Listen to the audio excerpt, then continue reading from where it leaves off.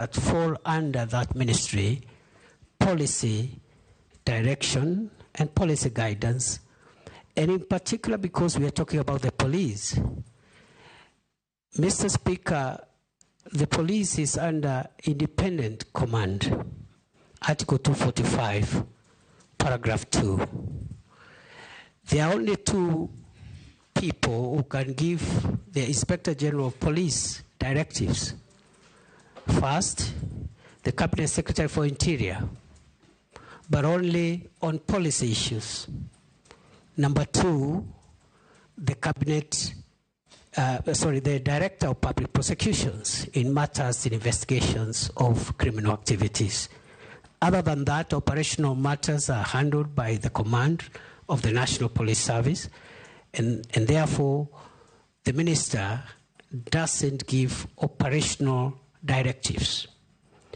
We have communicated the policy during my time in office, the policy of the Kenya Kwanza administration on policing, which includes zero tolerance on extrajudicial killings, zero tolerance on abuse of human rights, and restraints in the use of force. Limited only, the use of force being limited only to cases contemplated in the Constitution and the National Police Service Act and the schedule thereto in the defense of life of the officer or the life of the people of Kenya. Therefore, it is unfortunate that during a recent protest, we witnessed the death of 42 Kenyans. We also had injuries, 486 civilians and 385 police officers were injured. We had about 1,387 arrests. We had 54 police cars destroyed and 110 motor vehicles belonging to the people of Kenya also destroyed in those protests. And therefore, I want to submit as follows: that the operational responsibility of policing lies with the command of the National Police Service.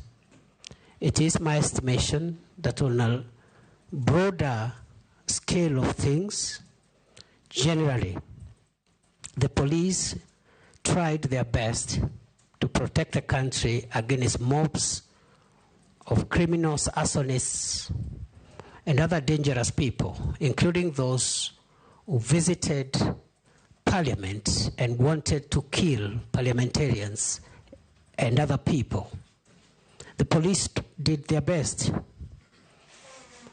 And in the event, as it is possible, that any officer went beyond what is allowed in terms of the use of force, it is now the work of the Independent Police Oversight Authority and other accountability agencies to help the country to bring to closure the issue of justice for excess use of force. I want to submit as follows, Mr. Speaker, that even beyond the police having independent operational command, the issue of the use of firearms by a police officer is individual. If you read the National Police Service Act and the Schedule 6 to that Act,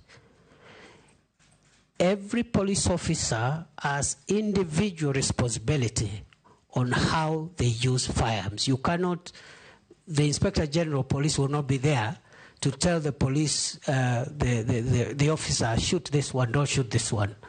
There will be an operational order that will generally guide the police officer. So the accountability of the IG will be on the operational order, which is publicly available, whether that operational order met the constitutional threshold, but the use of force by individual officers is an individual responsibility issue.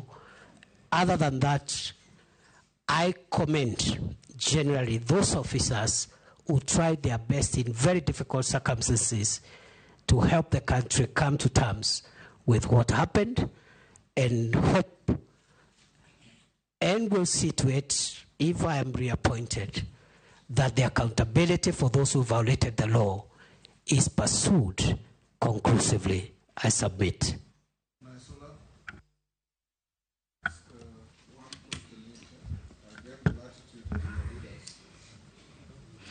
Thank you, Mr. Speaker. This question will just require yes or no. So then I'll be able to ask the next one. So Professor Kindiki, are you aware that for the last 2 years we have internally displaced persons in parts of the North Rift, that is Samburu County, parts of Baringo, Elgeyo Marakwet, and other parts of the North Rift? It's a yes or no? Yes. So if this committee